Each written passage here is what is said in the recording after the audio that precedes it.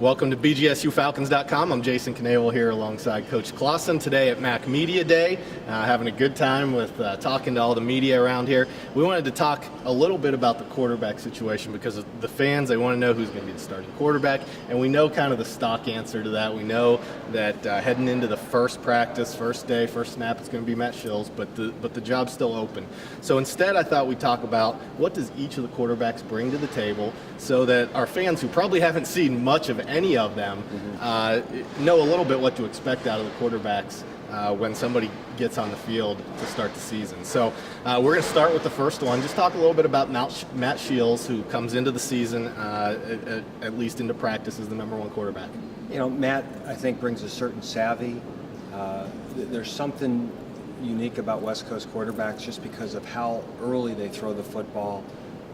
You know, in California, a lot of times their seventh period class is passing, and he has thrown so many balls and has just a savvy about putting the ball in the right place for a receiver to catch it and then get up the field. He picked up the offense very quickly last season. He was a very quick study, and he's got a lot of valuable experience. So, you know, and I think right now that is the separating factor with Matt after spring football is probably his feel and his savvy with the offense is one of his assets. And the other thing is he came in here as a 180-pound, skinny, no offense, Shilsy, weakling, and he's now bulked up to 210 pounds. I mean, his neck looks different, his arm looks different. He just looks like a much more bigger, much more physical quarterback, and I'm excited to see how that translates to the football field. Yeah, no doubt when we sit on the sideline and watch practice, we could tell which one was Shilsy because he was the smallest of the five, but he has bulked up. Aaron Pankratz, let's talk about him a little bit. Aaron's the only quarterback in our program that has ever taken a college snap. He got some reps last year against Boise in the fourth quarter. He's a big physical presence. He's got a very calm demeanor to him. He doesn't get rattled, and you know, he certainly has the ability to find throwing lanes, and he certainly has more than adequate arm strength to put the ball in tight spots. And let's move on to number 3, Kellen Pagel at this point. Well, Kellen last year ran our scout team, and he physically is very gifted. He's got a really strong arm. He's a very good athlete. He has great body control. You know, he needs repetitions. He needs work in the offense, and he needs to develop a knowledge of not just learning our offense, but how to apply it to all the different defenses. And that's really the progression of a quarterback is, you know, physically can they do it, then they need to learn the offense, and then the hardest part is the application of the offense against all the different defenses and blitzes and coverages that we see, and that's really where Kellen has to make his growth. But physically, he has every tool you'd like to have in a quarterback.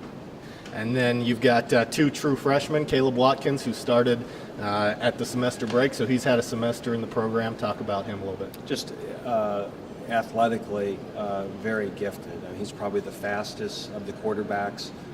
You know, he's probably a high 4.5, low 4.6. You know, he's over 200 pounds.